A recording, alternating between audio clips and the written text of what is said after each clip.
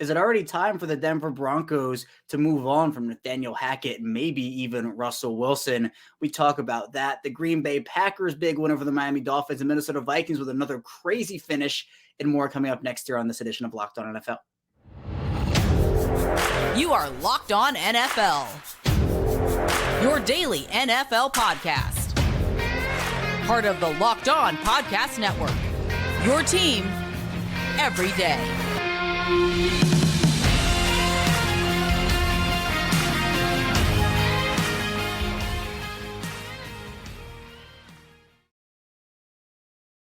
Welcome into another edition of the Locked On NFL podcast, part of the Locked On Podcast Network, your team every day. It's Monday, so that means you have me, Kevin Ostreicher, one of the many NFL experts here on our network. Of course, we're free and available on all podcasting platforms, including over on YouTube. So be sure to like this video, subscribe to the channel, also follow along with us in audio form. And we're here taking you through the biggest stories of the week here on the day after Christmas. So a very Merry Christmas, very happy holidays to everybody listening and watching here today. And we still have a Monday night game between the Colts and the Chargers, but we're going to recap a ton of what happened on Christmas Eve and also Christmas Day. So we're going to first be talking in the first segment about a crazy story, what has been one of the crazier stories in the NFL this year in the Denver Broncos, and just everything that's gone wrong there with Russell Wilson and Nathaniel Hackett. We'll talk with Sayre Bedinger of Locked On Broncos about if it's already time for Denver to try and move on from Nathaniel Hackett and even Russell Wilson, if they even can move on from Russell Wilson with that massive contract. So we'll talk about that first.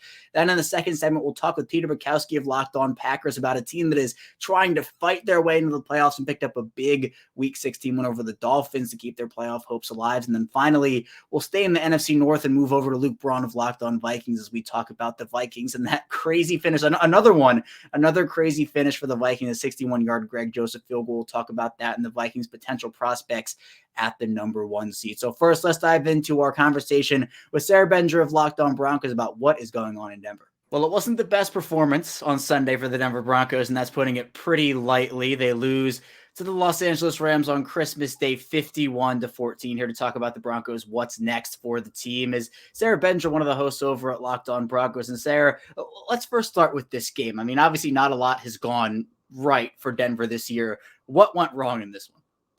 I think it's just kind of a combination of everything. Really, Russell Wilson, after the defense gave up a field goal to start the game, you kind of felt like, okay, maybe he could build off of what happened in Kansas City. You know, the comeback after the Broncos went down 27-0, he started to look kind of like the Russell that everyone knew in Seattle. And then obviously, he throws a pick on the first 2 Broncos possessions, leads to obviously 17 points for the Rams, and then kind of just really spiraled down from that point. So the Broncos just kind of a little bit of everything, whether you want to talk about, again, offensive inefficiency, which has been the story all year. And they've had a couple of clunkers this season against the run. I know Josh Jacobs has had a couple really good games against them. Now Cam Akers of the Rams kind of putting on, this is like the highlight reel that he's going to show, you know, whenever he's a free agent. This is the game, like, you're getting the best version of Cam Akers right here. Is this a game against the Denver Broncos? So that's kind of what it was. And obviously you see Baker Mayfield go out there executing the basics of Sean McVay's offense better than the Broncos have executed their offense all year. So it's kind of a crazy situation for Broncos country. It's really a combination of everything, not just one thing, but obviously, you know, rightfully so. I think a lot of the blame starts with Russell Wilson. Yeah, and let's talk about that a little bit more, because obviously it has not worked out in any way, shape, or form based off of what Denver gave up, both financially and actual compensation-wise for this deal. I mean, Sayre, is this already going down? It's only been 1 year, but already going down as one of the worst, if not the worst, trades in Broncos history. Well, it feels like that, doesn't it? I mean, even just from your outside perspective, like being in Broncos country, you can feel that from the fellow members of Broncos country. Like, they're regretting getting Russell Wilson after back in March. Everybody was, I mean, ready to build the guy a statue for basically choosing to come to Denver. Remember, that was a part of this whole factor, is that he had the no trade clause in Seattle. So he chose Denver. He chose that situation that for the last couple of years, right, the talk has been the Broncos are a quarterback away from contention, and you could feel that anticipation mounting. And now it's been so much worse, I think, than what people had hoped for sure. But even people with, pretty tepid expectations, I would say it's been so much worse than what the worst pessimistic could have predicted going into the season. It's been so much worse than even that, especially you see a 3 interception game against the Rams where Russ is kind of going back to things that we really hoped we wouldn't see again from him this year. And we never thought that we would see in the first place, right? I mean, it was the first game. It said, I saw the CBS graphic during the game, the first time that he's thrown 2 interceptions, it was either in a single quarter or the first quarter of any game that he's played. So it's just not the Russell Wilson that anyone has known. And it's like, what is that all about? Because I don't know. I kind of refuse to believe he's fallen this far off in such a short amount of time. But I guess you never know in the NFL when that kind of thing is going to happen. Yeah, it's one of the more fascinating fall-offs we've seen throughout history in this league. Someone who obviously had so much success in Seattle for so many seasons, and it wasn't like he was terrible last year. Now coming in, just this immense fall-off. But Sayre, what do you do now if you're Denver? Obviously, this is just the beginning of this massive extension that he signed. Obviously, you have Nathaniel Hackett, who has gotten some blame and some criticism this year. Do you rip this band? Is there any way for them to rip this Band-Aid off with Russell Wilson and just do a hard reset? Because it feels like they're stuck with this for at least the next couple of years.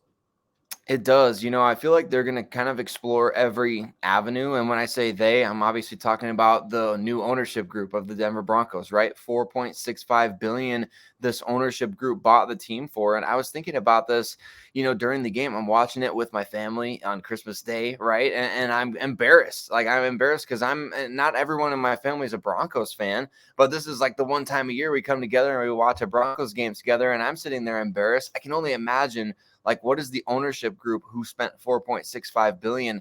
Like, what are they feeling? What are they feeling at their, their Monday meeting and their Tuesday meeting when it's like, man, like, that's the team that you bought, huh? It's like, I don't know what they're feeling. I don't know what they're planning on doing, but I think that wholesale changes are potentially on the table, right? And Russell Wilson, $124 million for sure guaranteed, potentially $161 million if he makes it that far.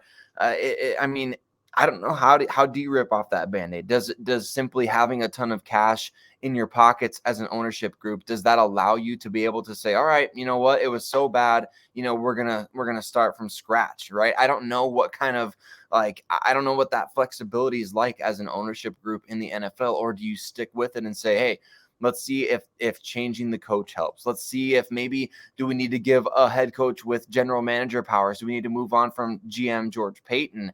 I think all options are going to be on the table. And one person's opinion that I think does hold some weight here, this is not just for, like, any sort of clickbait or anything like that. I think Peyton Manning's opinion holds a lot of weight with this ownership group. So that's going to be an interesting factor. Not to say that he would be the next general manager or even president of team operations or anything, but he's pretty chummy with the ownership group. So I think his opinion is going to hold a lot of weight in what happens for this team's future. It's going to be fascinating to see what that means for Russell Wilson. But I don't know. It just doesn't feel realistic to say, you spent $124 million guaranteed on Russell Wilson, paid him almost $60 million here in 2022 alone. Now you're just going to say, all right, it's a sunk cost. We got to move on as quickly as possible rather than give it a shot. I don't know. That doesn't feel realistic to me, but in as shocking as the 2022 NFL season dating back to the offseason has been, wouldn't be overly surprising either. Yeah, I know that there would be a lot of loops the Broncos would have to jump through, it seems like, to get out of that deal 1 year into it, or just with 1 year under the helm for Russell Wilson. But Sayre, what do you want to see heading into the offseason? Is this a situation where you want to see a new coach in here with Nathaniel Hackett being on the way out? Any roster changes, other positional wise? What do you want to see if the Broncos decide to keep Russell Wilson on here for at least 2023? It's such a weird position because you wish you could just say, well, I'd love to see them get a new head coach in there and see how he can change things around. But we've done that how many times for the Broncos since they won the Super Bowl, right? You've brought in all these different coaches, all these different quarterbacks. Really, the team just needs to continue to build the roster. I think they do need to probably make a change at the head coaching spot, right? At the very least, Nathaniel Hackett hasn't done a good enough job, I would say. I don't think that's an overreaction at this point to say that he hasn't done a good enough job. You got fights breaking out, players after the game, Randy Gregory literally bragging about punching a guy in the face, Dalton Reisner shoving the backup quarterback on the sideline, players yelling and screaming at Russell Wilson during the season. I mean, how many more examples do we want to see here that this is out of control in Denver? And the ownership group is going to be embarrassed by that. I think they're going to bring in, and I would love to see a veteran head coach give Russell Wilson some people around him who he's maybe familiar with in terms of assistant coaches or even the head coach, and see what happens, because I think you've got to give it another year at this point, right? I don't know that they can just say, all right, let's move on. Let's go to another bridge quarterback. I think Russell Wilson is the QB in 2023. I'm okay with that if it comes along with different coaches, because I think that could help him maybe turn some things around.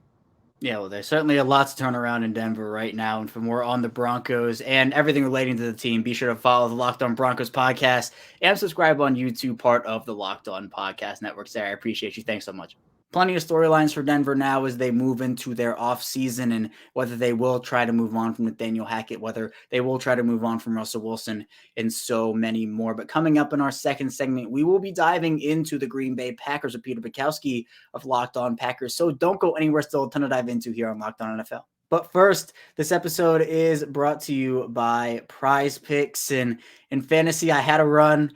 I did not get a Christmas Joker, though it looks like it's not looking good for me in a lot of my leagues, unfortunately. But if you want a different twist on fantasy and still want to try it out, be sure to go check out PrizePicks. PrizePicks is super easy to use, and you can have a ton of current entries. And how it works is you pick 2 to 5 players, and if they will go score more or less than their PrizePicks projection, you can win up to 10 times the money on any entry. There's no competing against other people, so it's you versus projections available. PrizePicks offers projections on any sport that you watch, including the NFL, the NBA, the MLB, NHL, PGA, college football, college basketball, and more. Entries can be made in 60 seconds or less. It's that easy. They have safe and best withdrawals, and they're currently operational in over 30 states and Canada. Download the PrizePicks app or go to PrizePicks.com to sign up and play daily fantasy sports. First-time users can receive 100% instant deposit match up to $100 with promo code Locked On. If you deposit $100, PrizePicks will give you $100. You deposit $50, PrizePicks will give you $50. Don't forget to enter promo code Locked On at sign up for an instant deposit match of up to $100. We're back here with our second segment of Locked On NFL on Monday, the day after Christmas. Kevin Ostreicher, your host, still here with you, and we just talked about the Broncos. Now we're going to move in to the Packers with Peter Bukowski of Locked On Packers. Green Bay picking up a very important win over the Miami Dolphins to keep their playoff hopes alive. So we'll talk about those playoff hopes and more now with Peter Bukowski of Locked On Packers. Well, the Green Bay Packers pick up a big win against the Miami Dolphins in Week 16, 26-20. Here to talk about that, the Packers' playoff chances and more, is Peter Bukowski, the host over at Locked On Packers. And Peter, this is a game that I know not a lot of people expected the Packers to go into Miami and pull this one off, but 4 turnovers for the Dolphins. You have 3 interceptions late in that game. How did the Packers stop this high-powered Dolphins offense? Well, I mean, listen, you don't expect to go to Miami and have it be 48 degrees at kickoff. There was some videos showing what seemed like snow. It turned out it was bubbles, but it was a Christmas thing. But it sort of felt like for the Packers going into that game, it's like, okay, it's going to be cold. It's going to be 50% Packer fans. If you watched the game, like any big Packers play, you heard the stadium erupt. It was pretty remarkable. And I think Kevin, for the Packers, as you try and push them forward, they have to win the next 2 games to be in the playoffs. But it was winning in a different kind of way that stood out to me. This was defense and special teams. The defense, the much maligned Packers defense, they get 3 interceptions. They force a critical fumble down 20-10 at the end of the first half. Jerron Reed forces the fumble at about midfield. The Packers recover. They get the field goal. It's now 20-13 at halftime versus, worst case could have been 27-10, and the game is practically over. The Packers got the ball to start the second half. They tie the game, and we're off and running watching this game. So the turnovers were critical, and it was ultimately a Rasul Douglas interception that sealed this one for the Packers. They pitched a shutout in the second half against the Dolphins after it looked like the Dolphins were going to easily get to 30 in this game. Yeah, and it's impressive that they were able to hold that Dolphins offense to no points in the second half, especially with all the weapons they have. And the big play early to Jalen Waddle, that was a big one. But the run game, Peter, I know we've talked about it multiple times, you and I. The Packers only averaged 3.2 yards per carry in this game. Aaron Rodgers throws the ball 38 times, but you have A.J. Dillon with 11 rushes for 36 yards. Aaron Jones, 6 for 25. Was the run game something that you thought would be something that they would lean on in this game, or did you think it'd be more Rodgers throughout the game? I didn't, because I know that if you're going to do something to this Dolphins team, you can attack them through the air, which is a weird thing because coming into the season, we thought the pass rush, the defensive backfield, that was going to be the strength of this team. Xavier Howard has not played to that level this year. Byron Jones has not been healthy. So they're playing, whether it's a journeyman or it's a UDFA or it's a rookie, there's kind of a patchwork defense back there. And so I thought, okay, they need to be balanced enough to make play action viable. And that's exactly what they did in this game. You mentioned it was not a banner game running the ball, 3.2 yards per carry, but 25 carries in this game versus 38 passes. That's not a crazy split. Now, okay, 3 of those were kneel downs by Aaron Rodgers, right? So we're not quite, being totally fair on that. But I think that the Packers came into this game believing that throwing the ball was their best option for winning this game. This Packers offense is predicated on being balanced because they lean so much on play action and pre-snap motion and the run game influencing the passing game. And they did not perform as well as I think they could have. Aaron Rodgers missed Christian Watson on 4th down for a would-be touchdown, missed Christian Watson inside the 5 for a would-be touchdown, and took a sack in the red zone that cost them a good opportunity to score a touchdown. This was a game where the Packers, they scored 26. It could have easily been 36 but without much of a problem. And just to go back to one note that you made on the Packers defense that we opened the show with. So the Dolphins, they put up 376 yards in this game. Well, 84 of those came on the Jalen Waddle touchdown, and 52 of them came on a Tyreek Hill play that was nearly a touchdown. So you're talking about a third of their offensive production in just 2 plays the rest of the game. And for most of the second half, this Packers defense was spectacular. The final 3 possessions of the game for the Dolphins ended in turnovers. That's a defense getting it done and playing complementary football, Kevin, for the first time really all season for the Packers, at least against a good team, because the only other time they have a win against a team we think is actually good, the Dallas Cowboys, the Cowboys hung 30 on them. They did not play well defensively. It just so happened Aaron Rodgers was good enough offensively. This was the game where they played their most complete complementary football game of the season. And you need those. You need to stack those performances. Now, you mentioned 2 games left. The Packers have to win both of those. You have 2 divisional games, the Vikings at home, then the Lions at home. So you get to end both at Lambeau there. Do you think the Packers can win those games? And what do you place Green Bay's playoff chances at right now, if you had to give a percentage? This is what we follow the game for, right, Kevin? I mean, this is playoff time. I mean, for the Packers, these are they have the feeling of win and in kind of games. You win the next 2, you have to feel good. So the scenarios are, if the Packers win the next 2 and the Commanders lose 1, or the Giants lose both. So that's the scenario. The Packers have to win out and get one of 2 scenarios in the NFC East. Either the Commanders lose 1 game or the Giants lose 2, and that gets you in because you're going to beat the Lions, who you're fighting with for that last playoff spot, and you beat the Seahawks in a head-to-head if you lose out. So that's that part of it. The question then becomes, okay, are the Vikings going to play their guys? Because they don't really need to. Now, the Eagles losing, does that complicate things?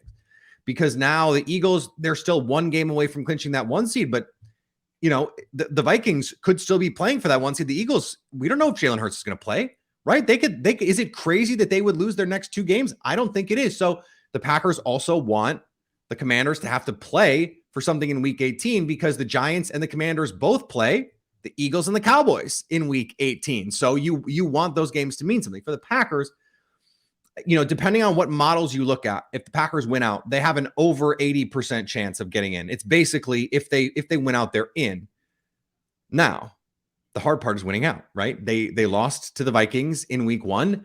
In a game where the defense did not come to play for the first half of that game. 23-7 was the final. Now, Christian Watson drops the 75-yard touchdown on the first drive. The Packers fail on 4th and goal at the 1-yard line. So that game was actually, I think, a lot closer than people realize. Coincidentally, the only Vikings game this season that they have won by more than 1 score in NFL record. So I have been dying on this paper tiger hill for the Minnesota Vikings. If the Packers lose to the Vikings, especially by more than 1 score, I might have to cancel Twitter, which I might have to do anyway, to be honest. But so this is the part of the season where you want to be playing your best. And I think to really underscore that, Kevin, Matt LaFleur in 3 NFL seasons as the Green Bay Packers head coach has not lost a game in December. In 3 years, 15-0 in December. The question has been, can they win in January? What a great opportunity to prove that they can win more consistently in January than playing what are essentially 2 playoff games before the would-be playoffs.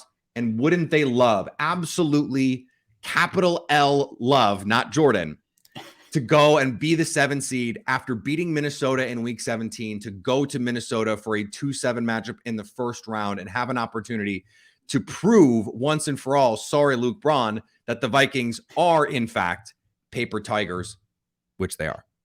Well, how sweet it would be, and especially to pick up those 2 wins against division opponents to get into the playoffs in the first place and have that opportunity. Storylines galore in that one, absolutely. But for more on Peter's work in the Packers, be sure to follow and subscribe to the Locked On Packers podcast, part of the Locked On Podcast Network, your team every day. Peter, thanks so much. It would be something. It would be something if Minnesota and Green Bay matched up in the first round of the playoffs after Green Bay won those final 2 games. And of course, they first have to take care of their business in week 17 and week 18. Coming up, though, in our final segment, we will be diving into the Minnesota Vikings with Luke Braun of Locked On Vikings and talking about another wild finish in Minnesota. So be sure to stay tuned. Still a ton to dive into on the show. But first, I do have an important announcement, and you're hanging out with some friends and putting back a few drinks. A few becomes a few too many. As the evening comes to an end, people start to head out. You think of calling for a ride, but now you live nearby. You can make it home okay. It's no big deal. What are the odds to get pulled over anyway? And even so, what's the worst that can happen? Your insurance goes up, you lose your license, you lose your job, you total your car, even you kill someone. Everyone knows about the risks of driving drunk. The results are tragic and often deadly. However, the stats don't stop everyone from getting behind the wheel while under the influence. That's why police officers are out there right now looking for impaired drivers on roads to save lives. So if you think you're okay to drive after a few drinks, think again, play it safe and plan ahead to get a ride. It only takes one mistake to change your life or someone else's forever. Drive sober or get pulled over.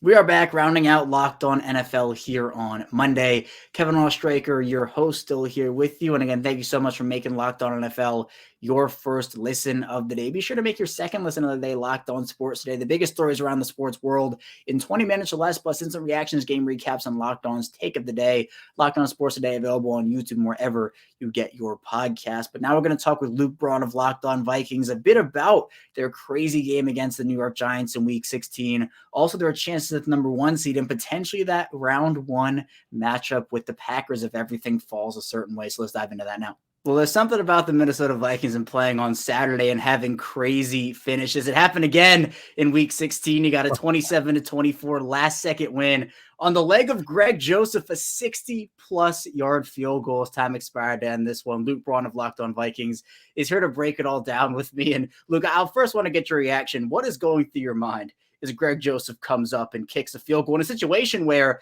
the Vikings, honestly, the game should have been going to overtime, but the Vikings pick up a huge gain on third down to be able to get Greg Joseph that opportunity?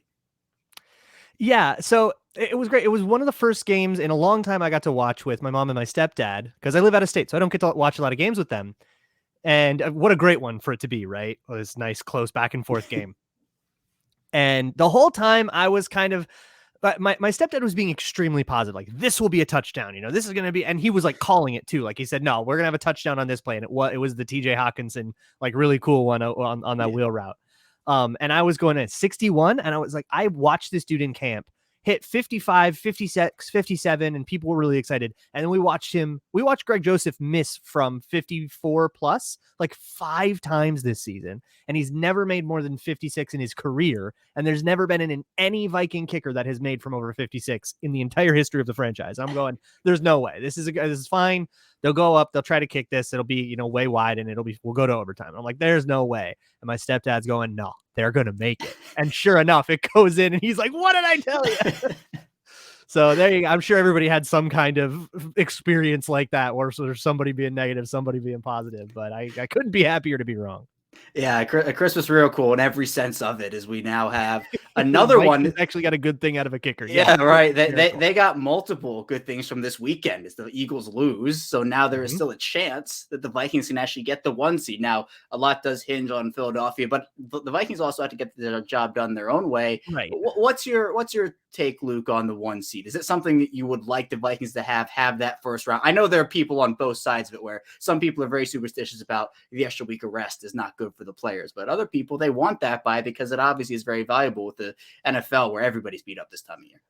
Well, I got tickets to Wild Card Weekend, so I personally am a little biased.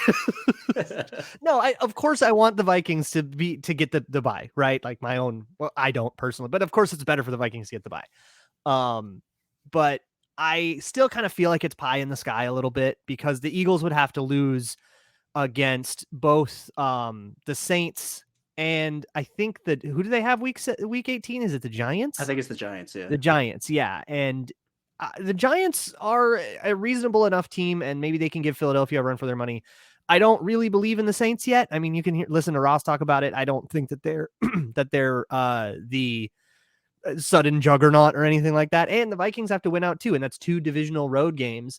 No matter what state Green Bay's hot right now, no matter what state Chicago's in, even in week 18, playing in the division on the road is always going to be a tough proposition. So it's 4 fairly difficult games to all parlay together. It's not out of the question, but it certainly still feels a little bit like pie in the sky to me. If anything, as a Vikings fan, I'm more worried about them losing the 2 seed and getting caught by San Francisco.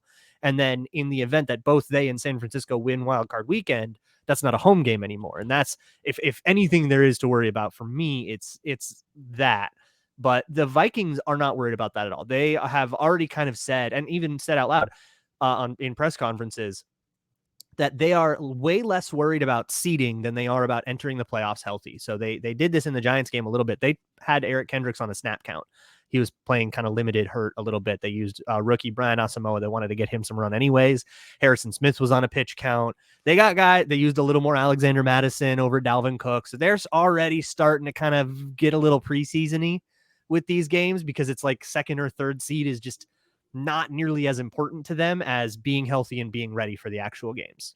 Right. And there's a wide range of outcomes that the Vikings could finish. And maybe it's 1, maybe it's 2, maybe it's 3. But one of the division rivals is looking to get into the playoffs. The Green Bay Packers winning against the Miami Dolphins on Sunday. And now the Vikings match up with Green Bay, obviously, next week. And they have the chance to play spoiler in terms of knocking the Packers out because the Packers realistically have to win both these games coming up. But we talked with Peter Bukowski in the second segment, Luke, and he said how sweet it would be if the Packers were able to win both against the Vikings and against Detroit, Careful what you wish for. The 7 seed, and then play Minnesota in Wild Card Weekend as the 2 seed. What say you, Luke Braun, about that?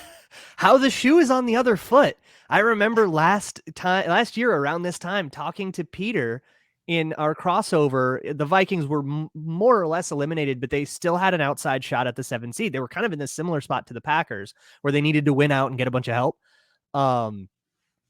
But the Vikings of 2021 were so chaotic that I was like, oh, it would be so funny if we went into the 7 seed and had to travel to Lambeau. That's going to be the weirdest playoff game ever. And we are absolutely not a better team, but we would still give you a run and make Packers fans really nervous. And I really wanted that because I thought it'd be funny. Oh, how the shoe is on the other foot, that now the Vikings are the real boy team and the Packers are just looking to play spoiler. Look, of all the teams that we could face, Washington, the Giants, the Seahawks, all of that, like even the Lions, I think the Packers might be the one I fear the least. They are in a really weird way in their offense, and I think they're particularly easy to game plan for. I think the only reason they didn't lose against Miami is because Tua pissed down his leg. And I think they've gotten a couple of wins against some not very good teams, and they're getting a little big for their britches now. I would love to put the Packers away, but I also love that if we don't put the Packers away in week 17, we might get another chance in a couple weeks. Or, I mean, that week 18 game is Lions Packers, and that could be a win in the way that Seattle's collapsing and Washington's collapsing and all that. That could be a game for a wild card. That could be like a play-in. So that would be pretty fun for that. And then whoever wins that game gets to go to US Bank Stadium and get squashed by the only good team in the division. Incredible division smack talk. 2 teams, again, they could be playing in a couple weeks. They're playing on Sunday, but Man, I think it'd be incredible if these two are able to match up a third time and see if Minnesota can put them away for good. So Luke and Peter would have to get together and have another amazing crossover for that one. Yeah, that'll be fun. It'll be a spicy crossover. I'll try to needle him a little bit. Okay, all right, good. I'm glad about that. But for more on the Vikings and their seeding chances and more, be sure to follow Luke over at the Locked On Vikings podcast, part of the Locked On Podcast Network. Your team every day. Luke, thanks so much. Another chapter it would be in that storied rivalry between the Packers and the Vikings. And I do want to see another Peter and Luke crossover. So if that's what ends up happening in round one of the NFL playoffs, Minnesota and Green Bay, 100%, I am 100% here for that. But that's all I have for you here today on Locked On NFL. Thanks so much for tuning in today to our show. When we get back here tomorrow, I'll be diving into more NFL content with your Tuesday host. So be sure to stay tuned for that, and we'll see you right back here tomorrow.